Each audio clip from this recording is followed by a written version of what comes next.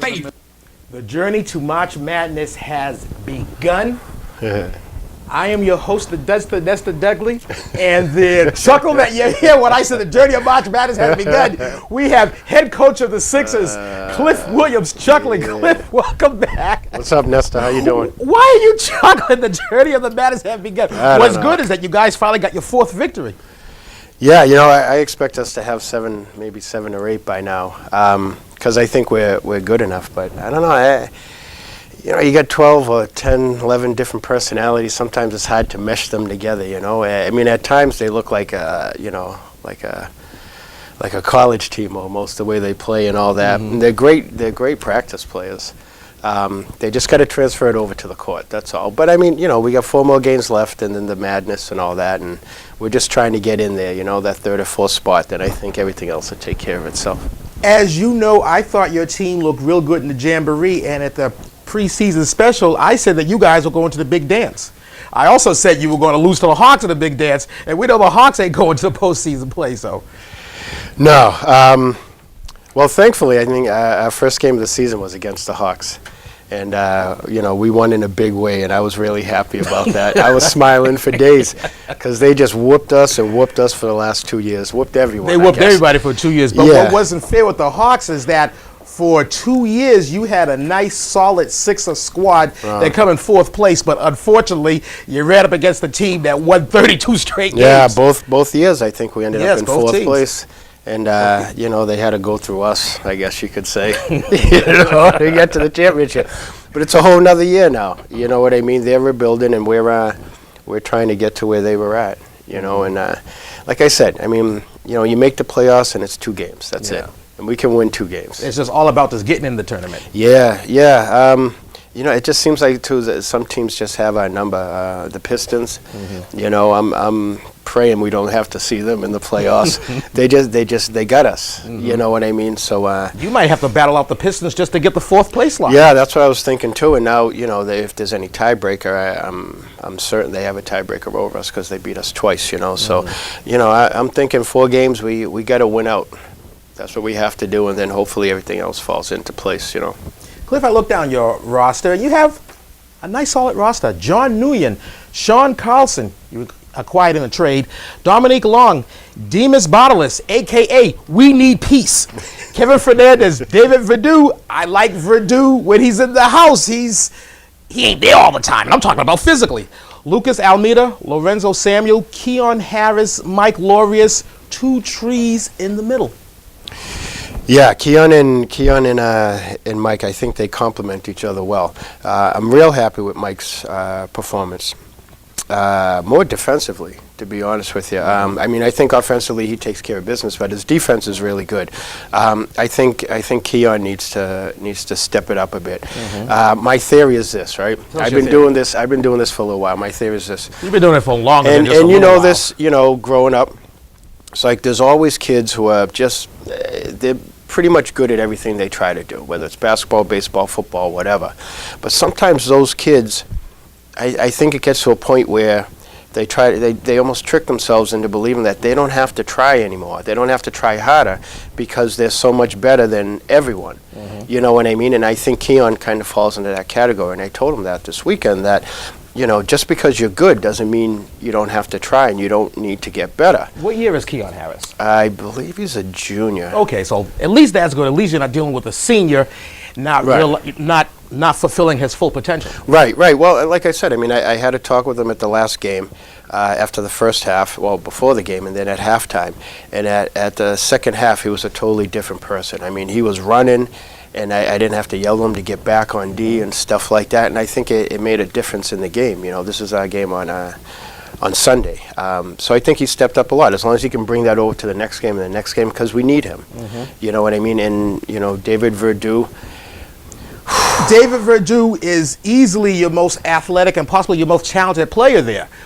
When he's there. Right. He's missed a ton of games. Yeah. And he missed a ton of games over his career. I mean, he did. I know this season he has been working, and his schedule's kind of conflicting with the games or whatever. Everyone knows how many games they need to play. And he'll make his 7 games. I think he'll make his 7 games, but you're right. I think I've told him this the last 2 years, and I told him this year, that there's no reason he can't be one of the top 3 players in the league. The whole league. I honestly believe that. Like you said, he's fast, he can dribble, he can play defense, he can do it all. But, that one game when he puts it all together, that's the start. And he needs to do that yesterday. You know what I mean? If you're going to play, you want to go out there and you want to play and all that, well, do something. Do something. I don't mean, 6 points and a rebound. He's capable of 20 and 10 every single game. And that's what I want to see out of him. You don't want to hear me yell and get in your face, then go ahead and do your job. Well, Cliff, you're hearing that sound effects that is being remixed by Go Ref Go, and that is caught up in the MNBL web section. In this section, I can ask my guest, in this case, head coach Cliff Williams of the Sixers, anything that I might want to ask him, and it may or may not have to do with the Mall Neighborhood Basketball League. We're going to stay in the Mall Neighborhood Basketball League. I said that I predicted your team was going to go to the big dance. I think that the only thing that's missing from your team, Cliff, is not with the players, but with you. I think you need to yell at them more. I think you need to yell at them, period, during the games. Well, I think they're a little too relaxed. I think about that, and sometimes, I don't know, like I said, you got 10 guys, you get 10 different personalities. Some guys, they don't do good when you yell and get in their face and all that kind of stuff. And, I'm not trying to baby anyone or anything like that, but, I think there's a point where you got to take all that into consideration. You know what I mean? There's a few guys on the team where I can yell and they respond. You know what I mean? And there's some guys where they coming over and sitting on the bench and they got their head down and all that. Me yelling at them ain't going to do a bit of good. So those guys I try to talk to. You know what I mean? But, the bottom line is we're trying to win some ball games. You know what I mean? So whatever it is, snap out of it. When the season first started, I told every single guy who was there, and you know how it is, beginning of the season, everyone shows up. Yes. You know what I mean? And I told them that, if they're sensitive, they don't like getting yelled at, stuff like that, then don't make any mistakes. Yes. Right? So what I basically told them is that get used to it. Yeah. I'm a yell. Yeah. You know what I mean? But on the flip side, I'm a basically nice guy, I guess you could say, or whatever. Dude. You know what I mean? Like, I'm only yelling if I think that you're capable of doing something and you're not doing it. A good example is Johnny Nguyen. He goes in the game, I tell him what to do, he does it, he comes out, he sits down, and he's okay. Yes. He doesn't get mad, he doesn't get upset because he doesn't get as much playing time as maybe the first guy. You know what I mean? Something like that, but he knows his role. You know what I mean? And I'm more than happy with that. I don't think I'll ever end up yelling at him, although he's a sweetheart kid, too, I don't want to yell at him anyways. But I tell him what to do, and he goes out there and does it. That's all I want. That's all I expect. You take a shot, you take 10 shots. I don't care, as long as they're 10 good shots. Yes. You know what I mean? Yes. You're not going to hear me yelling and screaming at you if I think you took a good shot. But if you're out there and you're throwing up 3-pointers, you know what I mean, and there's just no need for it, you're going to hear about it. It's as simple as that. So keep the sensitivity at home. Well, Coach Cliff Williams, you are officially out of the web. Back here in the studios of ATI, I'm your host, the Nestor Dudley. And what I've noticed on the sidelines, like, okay, you are a mellow guy, and we know that, and you just explain why that you don't yell at some of these players, or maybe that you're not as vocal as what some other coaches in the league, and there's a lot of big mouths in that league. But I look at the side of the bench, and I see Sean Hickey just red faced. He's disgusted a lot. Yeah, he really is. And he used to. He used to play for you? Yeah, and he used to play. I think that, and he was another kid who knew his role. I told him what to do. He went out there and did it. Whether it was grabbing an important board or getting on the floor or using his body. He's a big kid, whatever. But he listened and he went out and did that. And I think he gets just as frustrated. And I think too, he wants to see these kids do good. There's only 3, 4, 5 years separating them. You know what I mean? But yeah, I think he basically just wants to see them do good. And you also have another assistant coach that played under you, and him and Hickey were teammates at one point. I'm talking about Jimmy Nguyen. Yep. His Twitter handle is @JumpinJimbo1. I didn't know that. I had no idea. Yeah, Jimmy's a big help. They all are. Daryl. This year we picked up Zach. And I think together, when we all get together, we all have different schedules, work schedules, stuff like that. So it's not too often when we're all together. But when we are, beginning of the season, before the first game, we'd get together at my place and we'd go over certain things and stuff like that or whatever. Now we talk on the phone, we send texts, but they all got something really good to add or whatever. And I'll be honest, I was a pretty decent player growing up and all that, and I'm probably not the greatest coach, but I got 4 guys who helped me out a lot. You know what I mean? Like there's times when, like you said, like maybe I'm just a little bit too quiet or not enough, not vocal enough. And maybe sometimes I just zone out or whatever, so they're up calling that timeout. Yeah. Or they're letting me know that this guy got 4 fouls or something like that. You know what I mean? So everyone pitches in a lot. When I'm not able to make a practice because of work or whatever the case is, they always step up and take the lead. They help out. I appreciate it. It's really cool. I got to tell you one thing that you did this season, Cliff, that was very amazing. Sean Carlson was in the Laker camp for 2 years. You talked to Beanie Amos, and you actually got Beanie to trade. And Beanie makes no trades, so that was a miracle, Cliff. Well, me and Beanie go way, way, way back, and so I kind of led with that, I guess, a little bit or whatever. But I have to be honest. I remember his name. And I remember him being on the Lakers, but I didn't remember too much about him as far as playing and all that. And it was Jimmy that brought it to my attention, Jimmy Nguyen. And then and we realized in the draft that, we had to go one way or the other. We either had to try to get big or we had to pick up a point. And, Jimmy made a good point that we could try to get Sean and save our first 2 picks for some big guys, and it worked out that way pretty well. I mean, Sean's a senior. We won't have him next year, but I think he's come in and done exactly what I expected, according to what Jimmy told me. I mean, he works hard. He's a good kid. He doesn't talk back. He wants to learn stuff like that. And he can handle the ball. He can handle the ball, which is what you were looking for. He can handle the ball. If I tell him to take it to the hoop, he's gone before I even finish the sentence. You know what I mean? Like he really listens to this kid, and he's got a heart. He's got probably the most heart on the team. You know what I mean? So I think he kind of leads by example sometimes too when he's out on the court. They see him hustling, they see him coming off, and he's got a little blood dripping or something like that. And I think it helps out. But I love the move that we made. I liked picking him up a lot. And our 2 big guys, hopefully we'll have them both again next year. So they're both underclassmen. Yeah, so maybe next year we can go ahead and pick up another point to take. Now, what about Mr. Dominique Long? Is he an underclassman or is he a senior? Dom's a senior. Oh, Dom's a senior. Dom's a senior, yeah. He's a big body. He's a lefty. I like that. The thing I Yes. don't like about him, Coach Cliff, he's jacking threes. He is, yeah. I mean, we talk about, just like every other team does, is, I mean, you take that 3 and, sometimes it just don't hit nothing. And you're just waiting for it to come down. You're like, God damn. So we stress, no more threes, no more threes, no more threes. Again, I mean, he likes to include that as part of his game. But when I get on him, he's another one. He'll listen, and, he'll fake that 3 or he'll fake the jump, and he'll drive. He does it all the time. I mean, if I have to remind him, that's fine. That's cool. That's what I'm there for. I like to see him drive more, Cliff. He's a natural southpaw. I like to see, he could have greater success if he drives more. And he's big. He's a big kid. He's a strong kid. I mean, I go up against him in practice sometimes, or I see what he does in drills.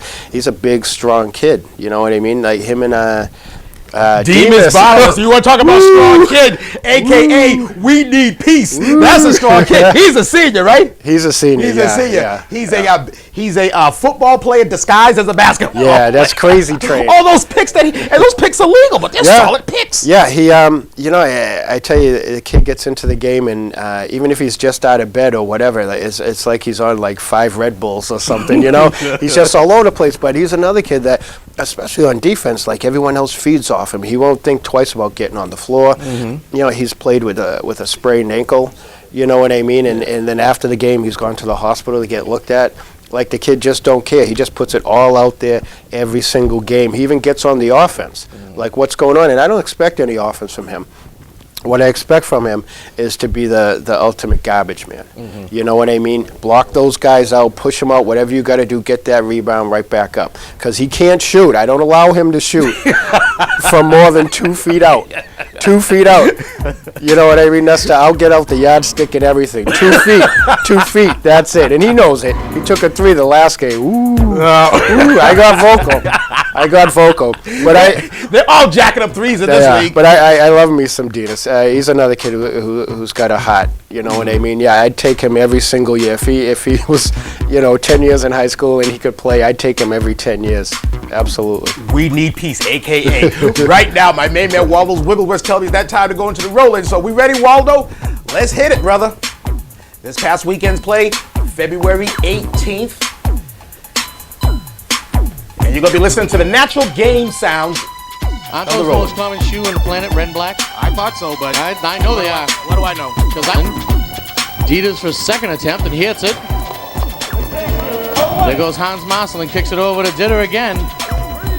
Why not? It's all he does. You might as well keep giving it threes. Yeah, this is definitely not an upset. And I believe the Pistons average more per game. It's a good idea. Oh, he should give it up. Nice pass. That was a good look by Carlson. I didn't think he was going to give it up. Laureus can't put it in. There's a somewhat sort of relation that's not there, but piece of that, I heard it. That was a nice no-look pass to Giovi. Desane by himself. Desane drives the lane, makes it a combo of 100. And there's Almeida. He hits the deuce.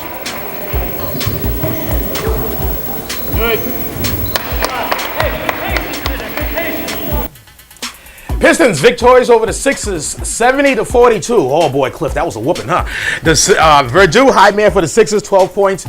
Eric Giovi led all scores with 16 points as the Pistons improved. Bad pass. 6. It's a 3-on-2 situation. Yes. O'Keefe. They're saying go to Joe. Never mind. Rakeem, good night. The hands of. They see us with the putback. Clean up. O'Keefe. Blaze. He gives it to push up Hendrick. Wow. He thought about taking all 3 of these at the line where everything is free. Gives it. Takes it all the way. Nice take by Good Mickey. layup by Mickey. With the shot. Misses it. Rebound again by Bradley. And one. Makes it. Stolen. Good defense. Rayshawn for easy layup. And one by Rayshawn. Rayshawn and one. Mickey all the way to the hole. And good layup.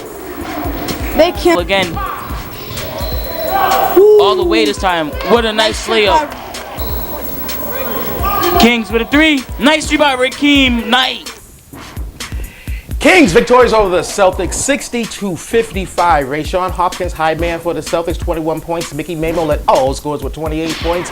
Kings improved to 6. Takes it. Jerome takes a 3. He makes it. 3-0 Bullets. Pulls it in. Passes it out Alshon. Alshon with the turnaround. What a nice layup by Alshon. Gives it to Nick Talalala. He's going to the basket. And one. Fouled by Brad Murray. Nick does not pass it to Gene. Now he gives it to Gene. Gene finishes it with a layup. Scoreboard. Matt Wilkins' Alex team is undefeated 7-0. Nice pass by Nick Jett. Jerome Bell with a 3. He makes it. Nothing but net. On him. Passes to Sean Young. Sean Young drives it. Gets 2 points for his team. Drives it. Hung throws it up. Misses it. Cruz gets it. Goes up. Gets a nice sleep way. Nope. He passes it to Hung. Hung finish it. I guess the Lakers coach. Nick Sean gives it to Jamal Phillip. Jamal Phillip with a layup. From Hung to Jamal. Gives it to Nick Taylor. He hits it. With a nice bucket. He goes to the ref, says that should have been a foul. Bullets beating the Lakers 45-40. Nick Tenorello, high man for the Purple, 12 points. Jerome Bell led all scores with 29 points as the Bullets improved to 5-5. First game Sunday, Sixers Hawks, 6-point better out of the Sixers over the Hawks, 58-52. Keon Harris, high man with the Sixers, 16 points. Joey Pepe led all scores with 20 points. Sixers improved to 4-6. Pistons, Bullets beating the Pistons 85-73. Dida Mohammed, high man with the Bullet Pistons, 19 points. Jerome Bell at all scores with 44 points. As the Bullets improved to 6-5 in the last game. Celtics beat the Sonics 74-63. Andy Williams led all scores with 27 points as the Celtics improved to 8-3 and the Sonics dropped to 6-4. And that's how it all went down this past weekend's play. And now it's time for the weekly Around the Rim Awards. So let's kick it! Player of the week, Keon Harris. He made player of the week, Cliff. of the Sixers. Keon Harris, player of the week. Coach of the week, mighty Joe Young of those Celtics. They are still on top of the heap. Team of the week, Bullets jumping 2 spaces, getting back into madness contention. And Woo of the week goes to Kelly Desane and Dilla Muhammad of the Pistons. They stepped up. They were in the cable cast booth. Desane did the camera. Muhammad did the commentating. So, fellas, I just want to thank you for myself and Bradworth Benton, who was always representing, to coming into the cable cast booth and helping out. This Woo is for you. Woo! And now on to the standings, to the stats. If it doesn't match this, it just taint official. Celtics still on top of the league right now, 8-3, followed by the Sonics, Kings, Bullets, Lakers, Sixers just on the outside, 6-4, followed by the Pistons and the Hawks bringing up the rear. And Go Ref Go, favorite category. Go Ref Go back in the house this week. Go Ref Go favorite category. Can I introduce it? You can introduce it, brother. It's the dirtiest dozen of them all. And the dirtiest dozen of them all right now is Eric Giove, Edozen, Marcelin, Memo, Hale, Cius, Harris, Lorius, Sylvain, Frank, Mohammed, Trung. That's the dirty dozen this week. This weekend's games, first game, Bullets, Kings, followed by the Hawks, Sonics, and the third game, Celtics, Lakers. And in that first game is a key game for both the Bullets and the Kings. Sunday's game, first game, Sonics, Pistons, second game, Kings, Sixers, third game, Celtics, Hawks. And in that third game, this third game is my sleeper pick for game of the week. But we're not going to be recording Sundays, we're going to be recording Saturday. But that's my sleeper pick for game of the week. So that's what's going to happen this weekend's play. Cliff, do you hear that? What is that? That's Soul Train, brother. Oh, is it? This is February, Black History Month, and we're going to drop some knowledge. This week, Black History moment, Anna Julia Haywood Cooper, 1858-1964. She was an author, educator, speaker, and one of the most prominent African-American scholars in United States history. Upon receiving her PhD in history from the University of Paris Sorbonne in 1924, Cooper became the 4th African-American woman to earn a doctoral degree. She was also a prominent member of Washington, D.C.'s African-American community. And this is your Black History moment. Around the Rim, when you can see the shows, every Thursday night live, and we stream live on the web, Clip. I know you've seen us on the web, hrlive.com. You're on the web right now, brother. The games are played every Tuesday, Wednesday, Thursday, 3 p.m., and the game of the week's every Friday night, 7 p.m., and the game of the week this week is going to be the Kings versus the Sonics, played February 11th. Where to read them every week in the morning evening news. And if you are too cheap to spend the 75 cents, you can go to the website of the Mall Neighborhood Basketball League, which is mnbl19.tripod.com, or you can visit the online home of this show, ATR, at atrlive.com. Like us on Facebook, Around the Rim, and follow us. Follow Nesta Dudley, Twitter at Nesta Dudley. Tweet me! I want you to tweet me! Tweet me! Cliff, do you have a Twitter account? No, you don't have a Twitter account. Because you didn't even know that Jimmy New Year was at Jumpin' Jimbo 1. I had no idea. You had no idea. You don't have a Twitter account. No, I'm not up on all that stuff. Oh, you should get a nice Twitter. I mean, do you know how many pictures of Sixers that I have tweeted up there? I'm sure Jimmy New Year has told you. I had no idea. I just learned how to text. Oh. You know what I mean? Baby steps, you know? I hear you. Well, Coach Cliff, in these last waning minutes, Sure. you have a tough opponent in the Kings. Kings look like, you roll your eyes, but Kings look like awfully good. If you got to now's the time to make a run, and you got to go through a team that's playing above 500 ball. Yeah, we had them early in the season, and unlike my character, I talked a lot of mess. If I remember correctly, we might have had maybe a 15-point lead at one point, something like that, when we first played them. Mm-hmm. What happened? What happened? Well, you can probably tell by the tone of my voice, it didn't go well. It went overtime, correct? Yeah, it did. And we had a chance to win in overtime, too. But I think they had momentum at that point or whatever. And I'm sure Coach Rogers gave them a good talking and told them how important the game was. Personally, probably. Although I don't know if he has a problem with me. It was that same day, Coach Cliff, if I am remembering correctly, and that's when the Mall Neighborhood Basketball League, the coaches had the first meeting on the Sunday, and the trash talking started then, right? By you, right? Yeah, and like I said, it's not really my character to do that because it usually backfires, but for some reason I was just really confident. And it backfired. And it kind of backfired, yeah. So I'm going to keep my mouth shut this time. You know, I'll give him a polite nod, Mr. Rogers, you know, and Mr. Higgins. And Mr. Higgins, and I'll just talk to my team, let them know what's going on. You know, the thing that's you know, occurred to me too is that now it's later in the season. You know, they're playing a lot better. You know what I mean? Than when we played them. So I mean, we can't expect the same team as last time. No. That's going to let us get out to a 15 or 17 point lead. You know, so we got to take that into account too. It's going to be a tough game, but I'm looking forward to it. Yes, and again, you cannot afford another loss. I think you have one more loss. That might be it. Yeah, that's true too. And we got a tough schedule. I think we got the Kings, Sonics, maybe Celtics and Lakers. Yes, I mean, and all these teams are ahead of you in the standings. Exactly. So, but I mean, if we can beat them, that just shakes everything up. Yes. You know, so you know, Dowell's at practice now. I'm sure he's already talked to the guys about how important this is and all that, and they're just going to have to bring it on that Sunday. Well, these last couple of minutes, do you have anything to say? You want to have any shout-outs? I mean, I know you have a little girl out there that's probably watching the show. Yeah, I'm glad you brought that up because if I forgot, that would have been the end of me. I just want to say hi to my little girl, Soph, and her mom. Oh, hi, Soph. I'm sorry, baby. And her mom.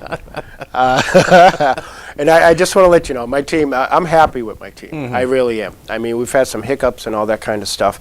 You know, and there's not too many games where we've had everyone show up for various reasons, whether they're sick or vacation. Or skiing trips. Skiing trips, Sean Carlson. When he was a Laker, he didn't ski. Well, he ain't skiing again. He has a bad ankle, damn sure. But yeah, I mean, I appreciate all these guys. You know, they never give me a hard time.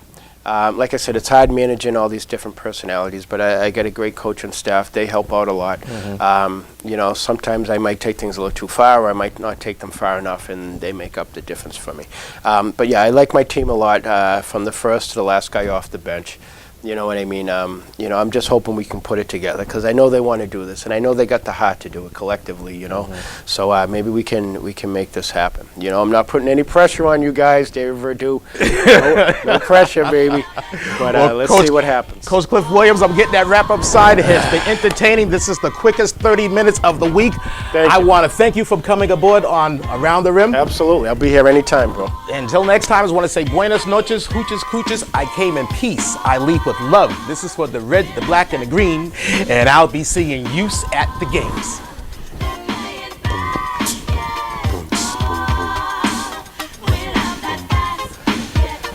It's going to be tough. It's going to be tough. You know, I want to talk so bad, too.